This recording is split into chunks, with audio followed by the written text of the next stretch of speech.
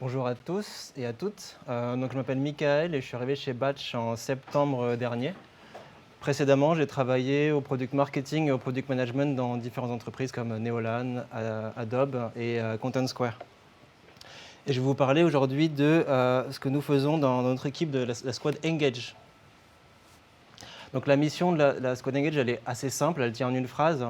C'est vous permettre d'orchestrer l'ensemble de vos scénarios d'engagement client sur tous les canaux et avec une grande efficacité. C'est ce qu'on fait, et en particulier sur S1, sur le premier semestre, on a travaillé sur un point qui est très important pour Batch, qui est la première fonctionnalité qui nous permet de mettre un pied sur le sujet de l'email. On a commencé à travailler avec certains clients dès la fin 2021, mais c'est vraiment en 2022 qu'on a lancé cette offre pleinement. Et on l'a lancée en passant par le sujet des automations. Donc les automations, qu'est-ce que c'est? Ce sont des scénarios que vous utilisez potentiellement sur le push, qui permettent d'écouter un événement, de potentiellement attendre un temps donné grâce à un timer et d'envoyer un message. Des scénarios donc event-based qui écoutent un événement et réagissent.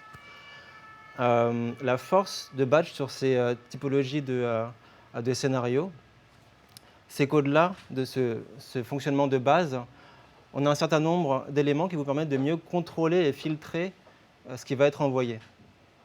On a notamment sur les événements, on le voit un petit peu ici sur la UI, donc sur l'automation entrance, une notion de filtrage. On peut filtrer un élément de l'événement pour ne pas écouter tous les événements et en fonction des informations passées dans l'événement, exclure certains événements. Deuxième point important, on a une notion de grace period. Ça veut dire qu'on va éviter qu'une personne reçoive trop fréquemment un message et donc potentiellement dire qu'une personne ne peut pas recevoir un message d'abandon de recherche plus d'une fois tous les 3 jours. Un troisième point clé de contrôle, c'est la notion, la branche qui part sur la gauche pour moi, sur la droite pour vous, de cancel event. Le cancel event, c'est de décider que finalement, on n'enverra pas le message à la personne qui est en train d'attendre au niveau du timer parce que quelque chose s'est passé dans sa vie de client et le message n'est plus nécessaire. Donc typiquement, pour un panier abandonné, ça va être un achat. Pas la peine de relancer une personne qui a acheté. Un point aussi qui est assez avancé, c'est sur le timer. On peut faire un timer simple, comme attendre une journée, mais on peut aussi aller chercher une date dans l'événement et dire « prends cette date et attends un jour de plus que cette date ou un jour de moins que cette date ». Et comme ça, être beaucoup plus fin dans son temps d'attente. Donc autant d'éléments qui sont très avancés, qui permettent de contrôler finement ce qui va être envoyé. Et j'en ai oublié un. Il y a aussi le capping, qui permet de limiter le nombre de messages qui vont être envoyés à un individu. Et tout ça, donc, ça vous permet d'être en contrôle complet de ce qui est envoyé. Et c'est très facile d'usage. Ça ne nécessite pas l'intervention de quelqu'un de technique, c'est à portée de clic dans cette UI. Un point important aussi, spécifique à l'email. L'email, il y a une notion d'opt-in, bien sûr, d'opt-in marketing. Mais on veut potentiellement utiliser ces automations pour envoyer des messages de type transactionnel, comme des confirmations de commandes. Donc c'est un use case qui est géré. Dans l'interface, il y a un toggle qui permet de définir si on veut envoyer aux opt-in, le use case le plus classique, ou également aux gens opt-out, mais quand même en base pour des use cases transac. Un point aussi, vous constatez que cette interface, pour les personnes qui utilisent aujourd'hui les automations pour le push, n'est pas la même que celle que vous avez aujourd'hui. C'est une nouvelle interface qu'on appelle Automation Builder, et elle, en termes de fonctionnalité aujourd'hui, elle est proche de ce que vous avez sur le push. Mais elle ouvre la voie à des futurs use cases omnicanaux, à des futurs use cases multi-step sur lesquels je reviendrai un peu plus tard. Deuxième pilier que nous avons lancé avec l'équipe, donc le pilier des campagnes email. Là, ce sont des scénarios sur lesquels vous êtes tous familiers. Vous avez tous sur le push une capacité à envoyer des campagnes immédiates ou planifiées en ciblant des individus.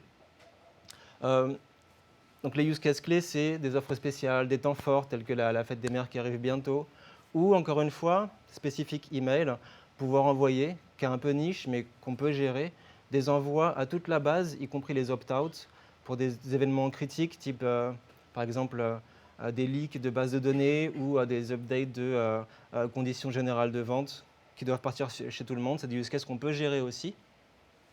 Et une autre spécificité de l'email, le profile que vous a présenté Claire, potentiellement, au gré des imports, peut contenir plusieurs profils qui ont la même adresse email. Et bien sûr, ce qu'il ne faut pas faire, c'est envoyer plusieurs fois le même email aux individus et donc gérer une notion de déduplication qui est gérée nativement dans le produit. Et troisième élément très spécifique à l'email, c'est une capacité de targeting sur les domaines email. Vraiment, le cas d'usage clé, ce sont des use cases où potentiellement on a une délivrabilité qui est dégradée sur un provider d'inbox type Gmail et on veut un peu baisser le volume de messages envoyés aux personnes qui ont des adresses Gmail. Donc on va les exclure de certaines campagnes pour un peu baisser le volume et remonter progressivement les volumétries. Le use case inverse, ça va être de cibler potentiellement des adresses. Je reprends le même exemple de Gmail parce que Gmail a des interactions particulières dans les emails qui ne marchent que sur Gmail. Donc si vous voulez les exploiter, potentiellement vous allez vouloir filtrer cette campagne que sur les utilisateurs Gmail. Voilà pour le scope fonctionnel. Et un point aussi important, vous pouvez le voir, cette interface, même si elle vous est relativement familière, cette interface de campagne, elle n'est pas exactement celle que vous avez aujourd'hui. Vous voyez en haut de l'écran les différents canaux, email, iOS Push, Android Push et Web Push, tous réunis dans la même interface. Donc ça fait partie des initiatives de Batch pour casser les silos qui peuvent exister aujourd'hui entre canaux, avoir tout dans une même interface. Et c'est une interface sur laquelle on va travailler, j'y reviendrai sur les points S2, et qui va progressivement devenir l'interface pour gérer toutes les campagnes. Elle s'appelle Campaign Builder, vous en entendrez parler dans les updates produits. Toujours dans la lignée des campagnes, le fonctionnement technique est très proche. On permet aussi des envois récurrents de campagnes. Donc là, un fonctionnement très similaire au push. On fait un peu comme les campagnes, sauf qu'on va permettre d'envoyer la campagne à une fréquence donnée, tous les jours, toutes les semaines, avec une date de début, une date de fin. Donc là, rien de très spécifique. Et pour vous donner un aperçu, nos clients aujourd'hui l'utilisent beaucoup pour des use cases de carte bleue où la date arrive à expiration ou d'abonnement qui arrivera à échéance. C'est des use cases qu'on a aujourd'hui activés sur l'email. Et un autre point important, tous ces éléments qui donc cassent les silos entre canaux, Claire en a parlé sur la partie profil, je vous ai présenté comment on va le faire sur les automations, comment on va le faire également sur les campagnes, impliquent des changements dans l'interface de Batch, aujourd'hui divisée par application, avec une liste d'applications sur la gauche de votre écran que vous avez aujourd'hui. Donc on casse cette liste d'applications, on regroupe les applications par blocs cohérents qu'on appelle des projets. Et là, par exemple, j'ai pris l'exemple de Prisma Media qui a cette interface. Ils ont découpé leurs produits par leur projet par marque média. Maintenant, je vais vous présenter ce qui va venir en S2.